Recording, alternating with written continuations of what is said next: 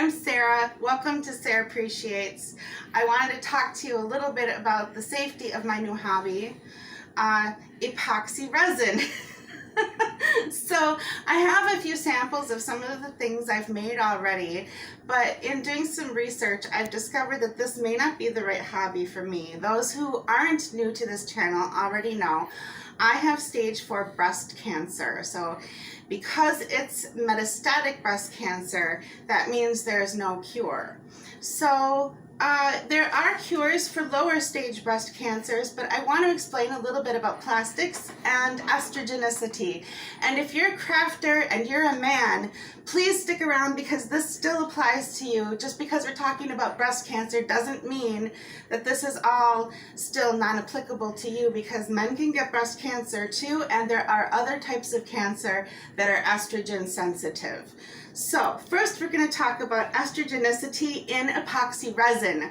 Yes, epoxy resin has estrogens, and they're known by different words. These are chemicals that are estrogen mimics that I want to teach you about and teach you some safety around. So first of all, an estrogen mimic can be anything that's in a hard plastic or a sealant that seals plastics, or wood. Even some varnishes will have some estrogenicity in them.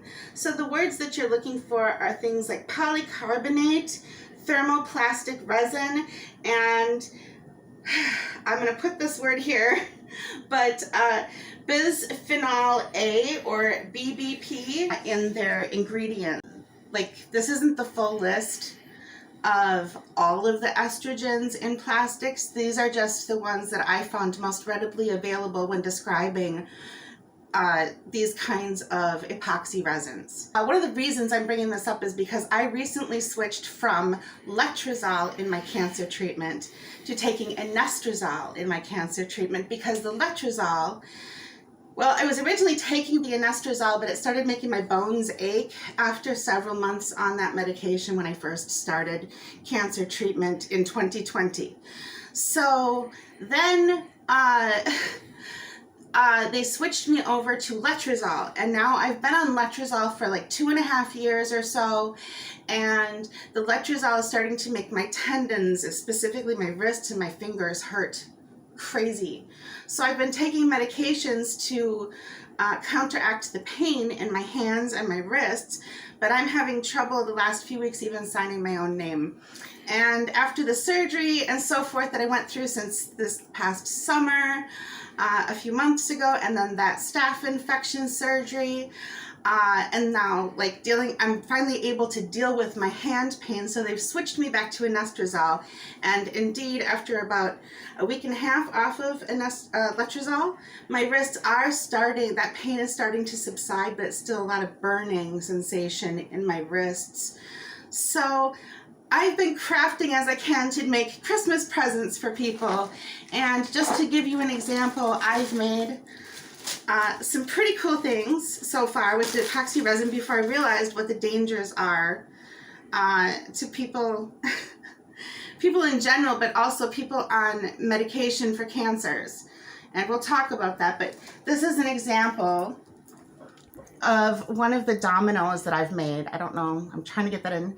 The sparkles might be a little bit more colorful on camera than they are, but I used sheet music, and I used some music confetti with music notes. Each one is different, and I still have to do the backing. I want the backing to maybe match the dots. I've been painting the dots. I realized now, due to cancer treatment, I'm back on Ibrance, which is targeted therapy for the cancer that I'm treating. And so I found out that Beetle's brand polishes, here's another example, have hema in them, and that's another chemical that's related to all of this epoxy. These are very close cousins, because this is more of a UV type of product that has to be cured in a UV lamp in order to be completely dry. The wet product, however, that hema is one of the biggest allergens in nail products across the board. So if you're going to develop an allergy to these plastics, HEMA is one thing that you want to avoid. So what I've been doing, it's mainly in the uncured product.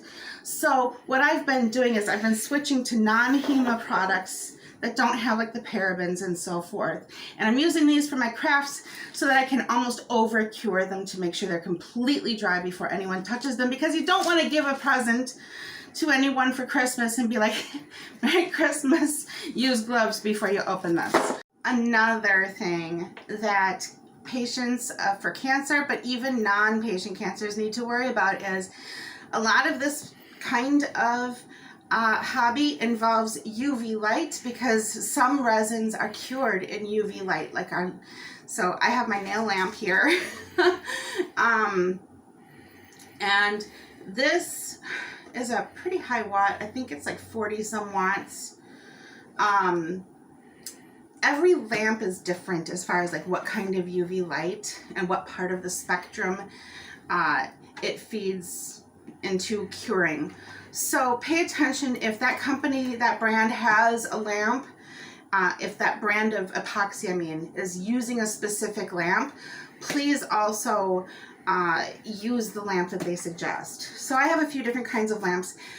This kind of lamp, the flashlight kind of lamp, it will flash cure something quickly, but get it into a real lamp with actual wattage if you want full sticking power. If you want to fully cure that item, you're going to need a stronger lamp. Also these, same thing. This is a lower wattage, it's like 12 watts, something like that. It plugs into my computer. It comes with its own little stand so it can stand up. Even the ones with the lights on the sides, unless it comes from the company where the epoxy is from, don't trust it as something that will fully cure your product. You're gonna need something more on this level. That brings me to gloves. So anytime you're handling the uncured epoxy, you want gloves that will help that epoxy from leaching into your skin. That's very important. So you need to have a wash on hand that has a solvent to the epoxy that you're working with.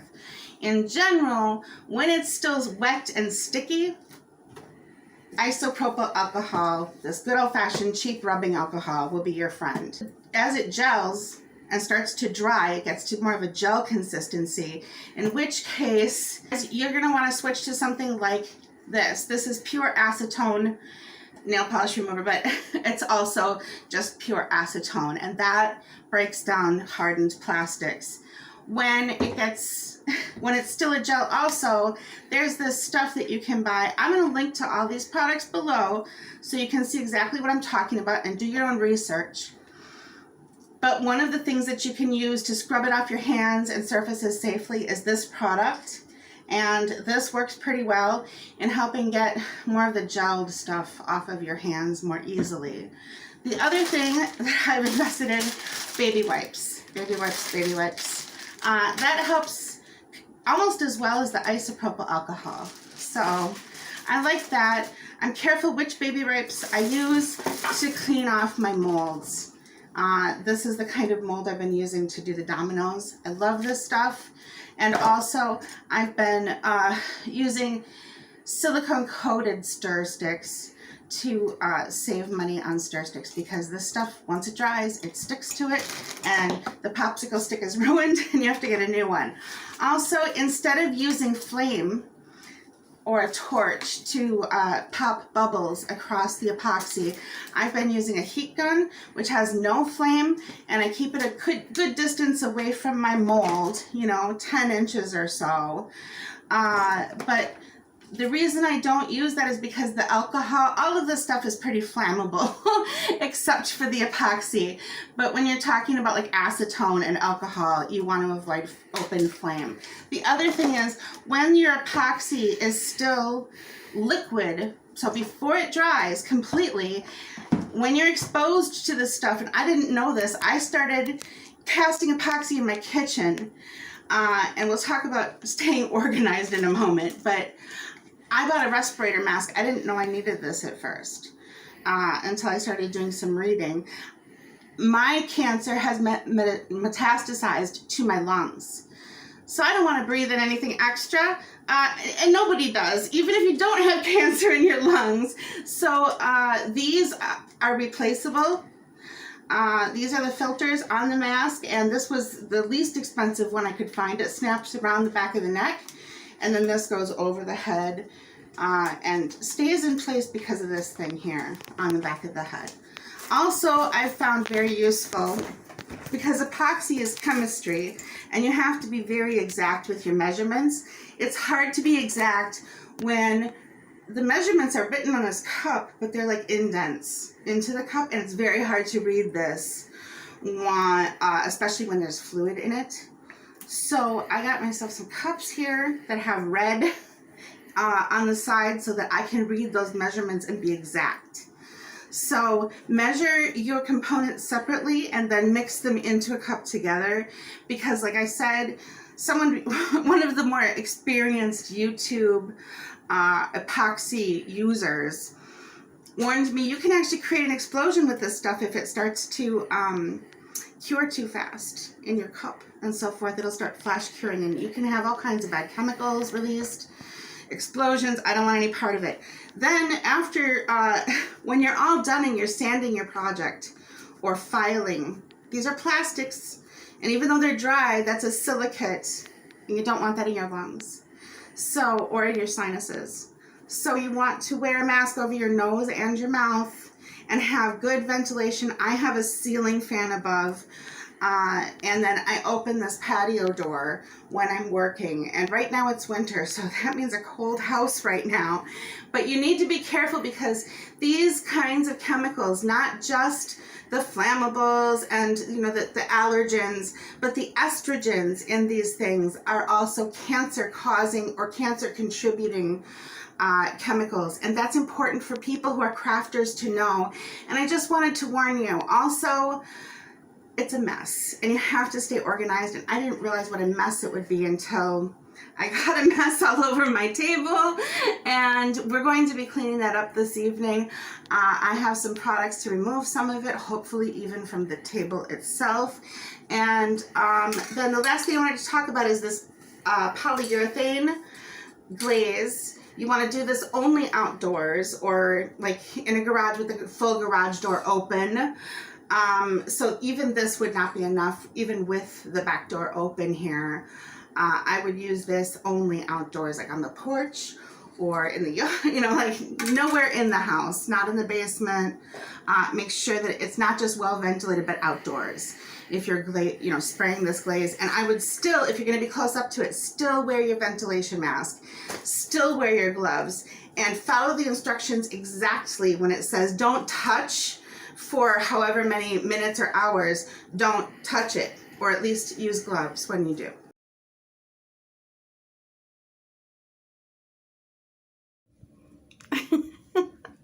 So other than that, I'm having a pretty good time making gifts and stuff for everybody for the holidays. Jerry comes from a family with, he has 4 brothers, and so I'm trying to make a set of dominoes for every family that we're going to visit this year. Hopefully, knock on wood, I get it done in time, and if not, then, there's always gift certificates and whatnot if at the last minute we need to make some gift runs. But all in all, I'm having a really great time, and what I ended up doing is investing in some good old-fashioned polymer clay for ages 3 and up, and I'll be attempting to finish some of my crafts in time for Christmas, hopefully with a few less dangerous chemicals in my house, and wait for summer and warmer weather to start using the epoxy again. If I choose to do so, I'll be doing it more safely and not in our kitchen. So my thanks to my husband Jerry, who's helped me afford all of this, but also I have a brand new account at Buy Me a Coffee. And if you would like to help me afford my arts and crafts and explorations and living and thriving with metastatic breast cancer, I'm going to leave the link in the doobly-doo below, and hopefully that will help me afford a new camera and better equipment to make better quality videos and also help with some of my medical bills and living expenses and so forth. And if it seems to have any kind of interest, then maybe I can expand it to a membership type of thing and offer other things like, you know, posts, articles, things like that. So, well, that's all I have to say for today. I hope that you've learned something from this video, and please, as always, be kind to yourself and others. Bye.